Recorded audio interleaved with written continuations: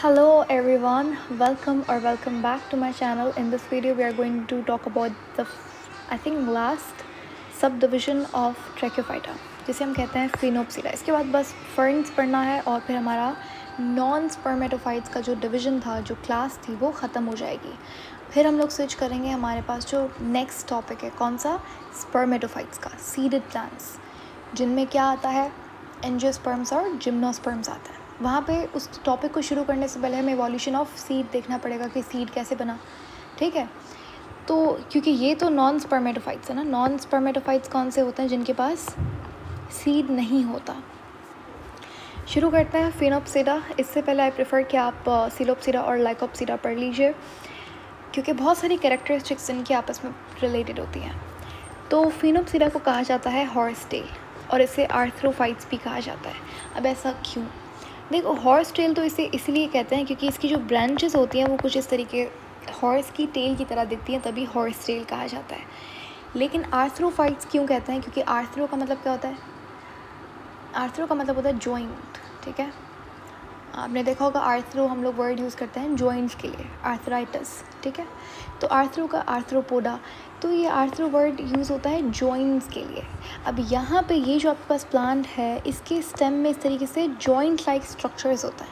ठीक है, तभी इनको आर्थ्रोफाइट्स कहा जाता है. ये दिखने में ऐसा लगता है कि इनके स्टेम में कुछ इस तरीके से जोड़ हैं, जॉइंट्स हैं, तभी आर्थ्रोफाइट्स कहते हैं. जबकि ये क्या है, आगे पढ़ेंगे हम लोग. ये नोड्स हैं. ठीक है, नोड क्या होता है? वो जगह जहाँ से लीफ अराइज हो, उसे नोड कहा जाता है. और दो नोड्स के दरमियान में जो डिस्टेंस होता है उसे इंटर नोड कहते हैं. अब ये हमारे पास, पहले हम लोग इसका डायग्राम देख लेते हैं, then we'll go with the description. तो यहाँ पे आप देख सकते हो, ये स्टेम है, अंडरग्राउंड स्टेम, जिसे राइजोम कहते हैं.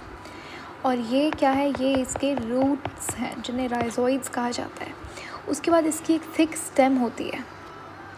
स्टेम में इस तरीके से जॉइंट्स होते हैं, इसे कहा जाता है नोड. दो नोड के दरमियान में डिस्टेंस होता है, इसे इंटर नोड कहते हैं. ठीक है, अब नोड से कुछ ब्रांच लाइक स्ट्रक्चर्स निकलते हैं, ब्रांचेस, और ये बहुत प्रोमिनेंट होते हैं. ऐसा नहीं कि अच्छा छोटे छोटे होते हैं थिन फाइबर्स की तरह, नहीं. ये ब्रांचेस बहुत प्रोमिनेंट होती हैं, बहुत प्रोमिनेंट. अगर आप इसके पिक्चर देखोगे, यहाँ पे ये रही, तो ये बहुत प्रोमिनेंट होती हैं ये ब्रांचेस. ठीक है, अच्छा, उसके बाद इसकी टिप के ऊपर इस तरीके से होता है स्पोरेंजियम का क्लस्टर. ये लास्ट टाइम हमने लाइकोप्सिडा में भी पढ़ा था. ठीक है, इस तरीके से स्पोरेंजियम का क्लस्टर होता है. तो ये जो स्पोरेंजियम का क्लस्टर होता है, इसे कहा जाता है स्ट्रोबिलस. लाइकोप्सिडा में क्या था? लीफ के ऊपर कोन लाइक स्ट्रोबिलस था. लेकिन यहाँ पर क्या है? यहाँ पे स्टेम के ऊपर स्ट्रोबिलस होता है, स्टेम के ऊपर क्लस्टर होता है स्पोरेंजियम का. तो ये बहुत सिंपल सा स्ट्रक्चर है. नया डिस्टिंग्विशिंग फीचर क्या देखने को मिला कि इसके पास नोड्स की डेवलपमेंट हुई हुई है. तो फिनोप्सिडा का आज की डेट में सिर्फ एक लिविंग ऑर्गेनिज्म, एक जीनस जिंदा है, वो है इक्वेसिटम. ठीक है, इसकी जो स्टेम होती है वो फोटोसिंथेटिक होती है, क्योंकि इसके स्ट्रक्चर में आपको लीफ नज़र नहीं आ रहे होंगे, तो इसके पास लीव्स नहीं होते. लेकिन स्टेम में अब लीव्स नहीं है, तो फोटोसिंथेसिस कहाँ पे होगा? तो फोटोसिंथेसिस होता है कहाँ पर? स्टेम में होता है. तो इसीलिए स्टेम क्या है? ग्रीन इन कलर होती है, फोटोसिंथेटिक स्टेम होती है. उसके बाद इसके जो स्पोर्स होते हैं, उन स्पोर्स के ऊपर एक प्रोटेक्टिव लेयर होती है सेकेंडरी प्रोडक्ट की, जिसको हमने स्पोरोपोलिन कहा था. स्पोरोपोलिन हमने पहले भी इस चैप्टर की वीडियोस में डिस्कस किया था. स्पोरोपोलिन एक सेकेंडरी प्रोडक्ट होता है. ये बहुत स्ट्रॉन्ग होता है, टफ़ होता है. इसका काम होता है स्पोर्स को प्रोटेक्ट करना, और ये लिग्निन से भी ज़्यादा टफर होता है. ठीक है, दो तीन बातें इसके स्पोर्स के बारे में बहुत इंपॉर्टेंट है फिनोप्सिडा के. पहला कि इसका स्पोर के ऊपर होता है स्पोरोपोलिन की प्रोटेक्टिव लेयर, समझ आ गया. सेकंड बात क्या है कि इसके स्पोर्स में एक थ्रेड लाइक स्ट्रक्चर्स होते हैं, जिनको इलेटर कहा जाता है. क्या कहते हैं? इलेटर.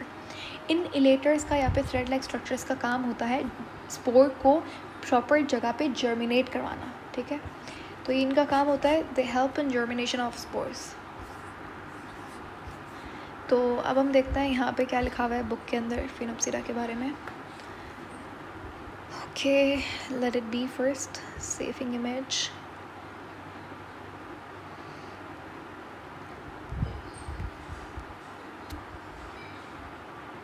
फिनोप्सिडा. ओके, तो सब डिवीज़न फिनोप्सिडा को हॉर्स टेल्स कहते हैं.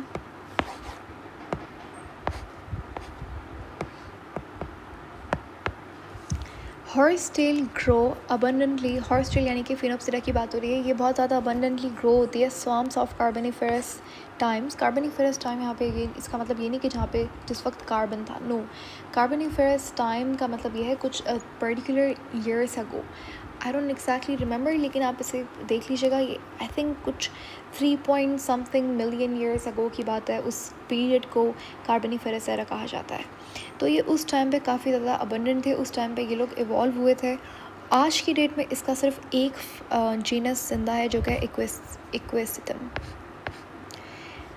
It consist of a creeping underground rhizome. Creeping का मतलब होता है यानी कि जो आपको दिख रही है ये स्टेम, अंडरग्राउंड स्टेम, इसे राइजोम कहा जाता है। क्रीपिंग इसलिए लिखा है बिकॉज ये ग्रो होती है डिफरेंट डायरेक्शंस के अंदर, रेंगने वाला। बेसिकली क्रीपिंग नहीं होती, इसका लिटरल मतलब ये नहीं है, लेकिन यहाँ पे जस्ट ये इसलिए लिखा हुआ है क्योंकि ये ग्राउंड में इस तरीके से फैली हुई होती है। स्टेम्स आर ग्रीन, ये मैंने अभी बताया स्टेम क्या होती है, ग्रीन होती है, फोटोसिंथेटिक स्टेम होती है, इसके बहुत छोटे से लीव्स होते हैं, ठीक है।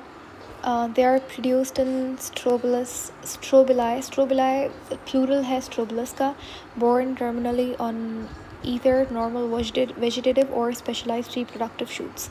अच्छा, जो स्टेम्स होते हैं वो बेसिकली यहाँ पर ये जो स्टेम्स आपको नज़र आ रही हैं, जो ब्रांचेस नज़र आ रही हैं, इनके इर्द गिर्द ही ग्रो होते हैं। उसके बाद फॉलोइंग मियोसिस, यानी कि अब ये जो स्पोरोफाइट है इसमें मियोसिस होता है, फिर स्पोर्स प्रोड्यूस होते हैं। स्पोर्स जो है are unusual, the outer layer,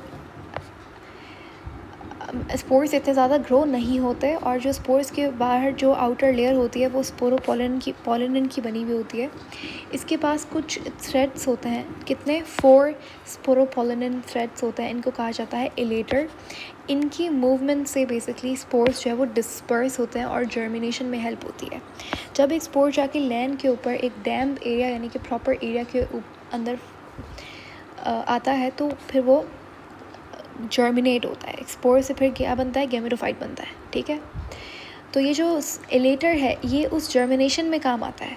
a tiny gametophyte about the size of a few millimetres up to 3 centimetres is produced, यानी कि वो स्पोर से जब वो स्पोर जर्मिनेट होगा तो क्या बनेगा, गैमेटोफाइट बनेगा।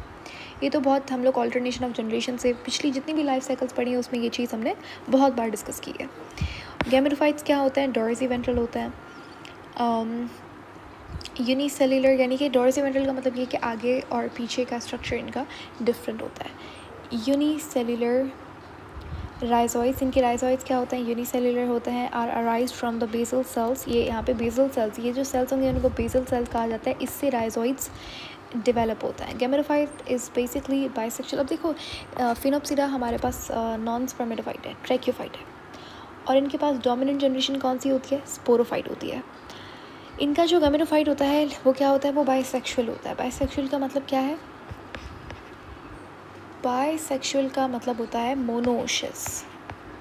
मोनोशियस यानी कि एक ही गैमेटोफाइट पे फीमेल और मेल सेक्स ऑर्गन दोनों होंगे, यही लिखा हुआ है। It bears both male sex organ and female sex organ. Male sex organ को एंथ्रीडियम कहते हैं, फीमेल को आर्चिगोनियम कहते हैं। तो ये था हमारा फिनोप्सिरा। नेक्स्ट हमारा टॉपिक है फर्न्स, या फर्न्स, एंड देन फर्न्स की लाइफ साइकिल है। ओके, एवोल्यूशन ऑफ लीफ हम लोग ऑलरेडी,